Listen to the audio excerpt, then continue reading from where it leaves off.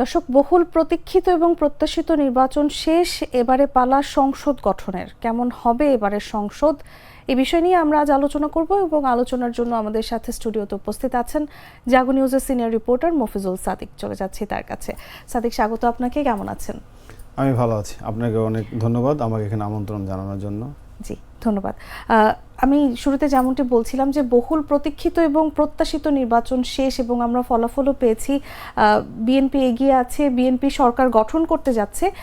সেখান থেকে যদি জিজ্ঞেস করি যে কিছু বিচ্ছিন্ন ঘটনা যদি আমরা বাদ দিই, তাহলে বলতে পারি সুষ্ঠু এবং সুন্দরভাবে নির্বাচনটি হয়েছে।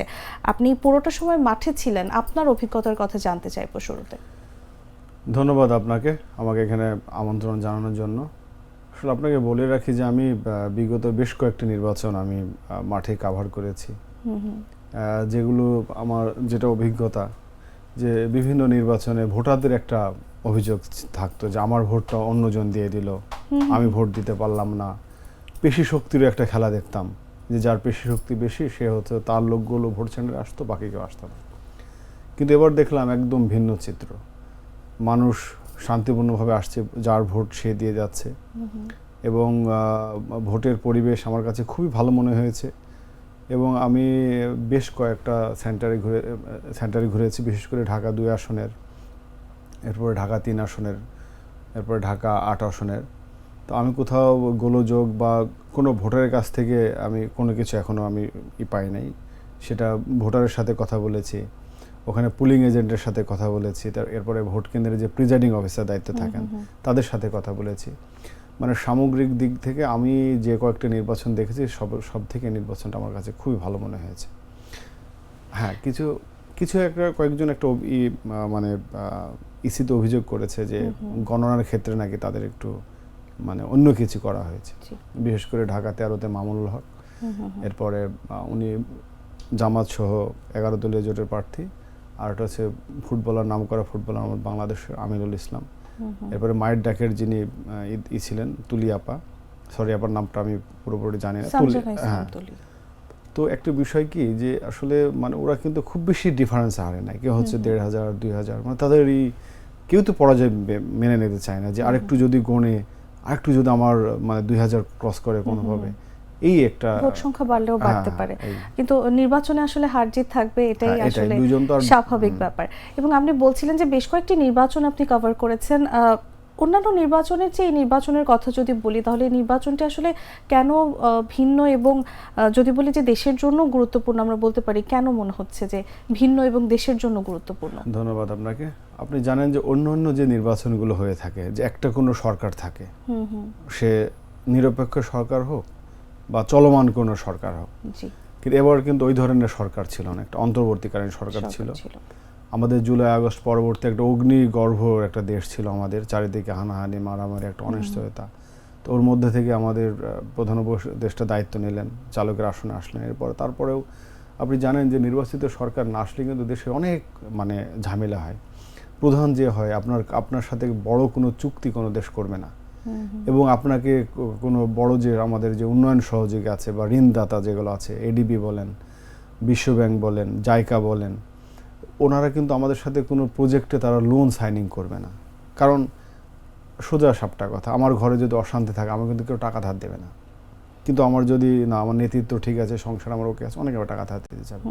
তো বিনিয়োগ আসবে না, বিনিয়োগ না আসলে আমাদের কর্মসংস্থান হবে না, আর কর্মসংস্থান না হলে তো আমাদের সব থেকে যারা তরুণ সমাজ বা যারা সদ্য পড়াশোনা শেষ করলো তাদের জন্য একটা খুবই একটা নেগেটিভ ইম্প্যাক্ট পড়বে।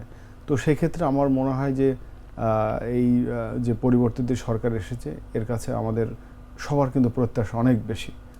দেশের উন্নয়ন হবে, বিনিয়োগ হবে, কর্মসংস্থান হবে, মানুষের ভাত কাপড়ের ব্যবস্থা হবে, এই আর কি। এবং যে দিকগুলো থেকে আসলে বাংলাদেশ পিছিয়ে ছিল সেই দিকগুলো নিয়েও নতুন সরকার কাজ করবে, এটি আশা করব। গণভোট নিয়ে যদি একটু জানতে চাই, আপনি গণভোটকে কিভাবে ব্যাখ্যা করবেন? কারণ দীর্ঘদিন পর বাংলাদেশের জনগণ গণভোট দেওয়ার সুযোগ পেয়েছে, এটি নিয়ে কি বলবেন? ধন্যবাদ। আসলে গণভোট বাংলাদেশের ইতিহাসে কিন্তু গণভোট এবং জাতীয় নির্বাচন একদিনে কোনোদিনও হয়নি, এবারে প্রথম হয়েছে। কারণ বেশ কিছু অমীমাংসিত বিষয় নিয়ে কোনো দলই যখন একটা মীমাংসা আসতে পারছিল না, তখন তারা জনগণের হাতে ছেড়ে দিল। তো সেই ক্ষেত্রে আপনার গণভোটও মানুষ কিন্তু গণভোট বেশ আমাদের জাতীয় নির্বাচনের মতো কিন্তু গণভোট দিয়েছে, একদম কম না, প্রায় 8 কোটির কাছে, মানে 7,74,00,000 তারপরে সামথিং। আর আপনি জানেন যে জাতীয় নির্বাচন হার 59.44%, বাট গণভোট কিন্তু 6.26%। তো সেই ক্ষেত্রে মানুষ যে পরিবর্তন, গণভোট দিয়ে আমি এটাই বুঝতে পেরেছি যে এখানে জয়যুক্ত হয়েছে, 4 কোটির উপরে পেয়েছে, না 2 কোটি সামথিং।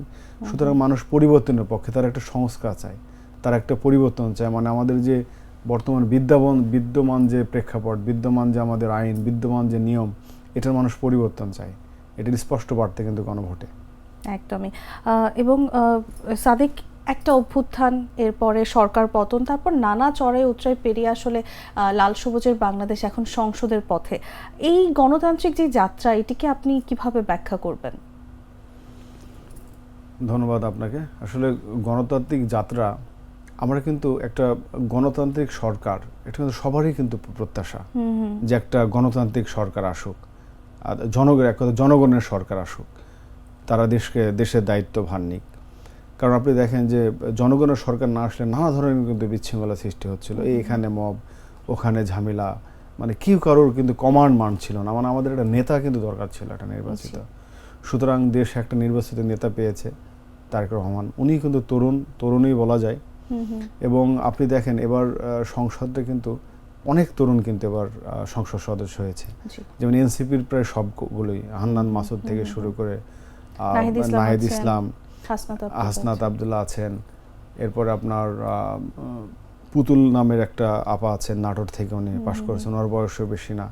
আবার সিনিয়র নেতারাও আছেন, মির্জা ফখরুল ইসলাম আলমগীর, ডক্টর মোশাররফ হোসেন, তারপরে শফিকুর রহমান সাহেব, ডক্টর মঈন খান। সুতরাং তরুণ এবং মানে প্রবীণদের বা সিনিয়রদের সমন্বয়ে একটা ভালো একটা সংসদ আমরা প্রত্যাশা করছি, যে সংসদে মানুষের প্রকৃত আশাকাঙ্ক্ষা পূরণ হবে। আর একটা বড় বিষয়, আপনি দেখেন যে 1.5 বছর, এই 1.5 বছরে যারা অন্তর্বর্তী সরকার থাকে তারা কিন্তু বড় কোনো ডিসিশন নিতে পারে না, চলমান কাজগুলো করেছে। আপনি দেখেন আমাদের কিন্তু বর্তমানে অবকাঠামোর অবস্থা কিন্তু খুবই খারাপ, মানে সড়ক অবকাঠামো। সুতরাং নতুন যারা আসবে তারা সড়কের নানা ধরনের উদ্যোগ নেবে, এরপরে প্ল্যানটা খুব ভালো করবে, এমনভাবে প্ল্যান করবে যাতে করে আমাদের কর্মসংস্থান হয়, অবকাঠামোর উন্নয়ন হয়। এই দুটো জিনিস ঠিক থাকলে কিন্তু মানুষের অনেক, মানে তাদের অনেক চাহিদা পূরণ হবে এর মাধ্যমে আর কি। জি, একদমই। এবং এবারে সংসদে আমরা একটু ভিন্ন রকম চিত্রই মনে হয় দেখতে পাবো, কারণ আপনিও বলছিলেন যে তরুণ অনেকেই আছেন যারা অংশগ্রহণ করছেন এবং প্রবীণরাও আছেন। তো দুজনের আইডিয়া কিংবা দুজনের অংশগ্রহণে আমার মনে হয় যে প্রবীণ যারা রাজনীতিবিদরা আছেন তাদের যেই অভিজ্ঞতা, সবকিছুর মিশ্রণে আমরা চাইবো যে ভালো কিছুই আমরা আশা করব। এবং আপনি সংসদের কথা বলছিলেন, আপনার কাছে যদি জানতে চাই যে যেমন প্রতিশ্রুতির ফুলঝুরি আসলে আমরা দেখেছি, এই আশাগুলো আসলে কতটুকু বাস্তবায়ন হবে, কি মনে হয় আপনার? আসলে আমরা কিন্তু বিগত সময়ে আমরা দেখেছি যে বিগত সময়ে অনেক প্রতিশ্রুতি কিন্তু আমরা দেখেছি, বাট বাস্তবায়ন কিন্তু হয়নি।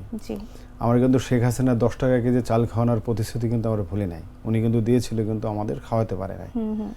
সুতরাং বিএনপি থেকে বড় একটা প্রতিশ্রুতি দিয়েছে ফ্যামিলি কার্ড, যেটা নারীদের টাকা দেওয়া হবে। এই ফ্যামিলি কার্ডের আদলে কিন্তু একটা, যেমন আমাদের যে পার্শ্ববর্তী দেশ ভারতেও কিন্তু একটা কর্মসূচি একটা আছে, মমতা বন্দ্যোপাধ্যায় তৃণমূলের যে নেত্রী, লক্ষ্মীর ভাণ্ডার, ঠিক ওই রকম এক টাইপের এটা হবে। নারীদের হাতে টাকা থাকবে, তারা যদি মাসে মাসে টাকা থাকতে পারে, তারা হচ্ছে বাচ্চার বই কিনে দিতে পারবে, খাতা কিনে দিতে পারবে। খালি মায়েরা খালি ওনার স্বামীর প্রতি খালি চেয়ে থাকবে না, তারাও বাচ্চাদের অনেক কিছু পূরণ করতে পারবে। সুতরাং আমরা চাই, এবং কর্মসংস্থানেরও কিন্তু একটা বড় কথা বলা হয়েছে। এরপরে আমাদের যে অবকাঠামোর উন্নয়নের কথা বলা হয়েছে। আবার আমাদের যে ঢাকা শহরে মানুষের যাতায়াতের অনেক ঝামেলা হয়, এই জন্য মনোরেলের কথা উনি বলেছেন। সুতরাং আমরা চাইবো যে ওনাদের প্রতিশ্রুতির প্রতি বিশ্বাস হয়ে কিন্তু মানুষ দুহাত ভরে ওনাদের ভোট দিয়েছেন, একদম বলা যায় ভূমিধ্বস যায় 2/3 আমার বিশ্বাস যে ওনারা প্রতিশ্রুতিগুলো পুঙ্খানুপুঙ্খভাবে পালন করবে। আর পালন না করলে কিন্তু আপনি জানেন যে সকল ক্ষমতার অধিকারে জনগণ, তাহলে তারা পরবর্তীতে আবার ভিন্নভাবে তাদের করবে। জি, আমাদেরও প্রত্যাশা থাকবে যেন জনগণের সকল প্রতিশ্রুতি যেগুলো দিয়েছে সেগুলো যেন তারা সুষ্ঠুভাবে পূরণ করতে পারেন। সাদিক, আপনাকে অসংখ্য ধন্যবাদ আমাদের সাথে যুক্ত হওয়ার জন্য। আপনাকে ধন্যবাদ। দর্শক, কথা বলছিলাম জাগো নিউজের সিনিয়র রিপোর্টার মফিজুল সাদিকের সঙ্গে। ভয় পাস না, এটা কসমিক ডোজ। শব্দের আরেক নাম কসমিক ডোর। এর ওয়াল থিকনেস ও রিপ থিকনেস বেশি থাকায় এটাকে 50 বছরেরও বেশি। কসমিক ডোর, নিশ্চিন্তে 50 বছর।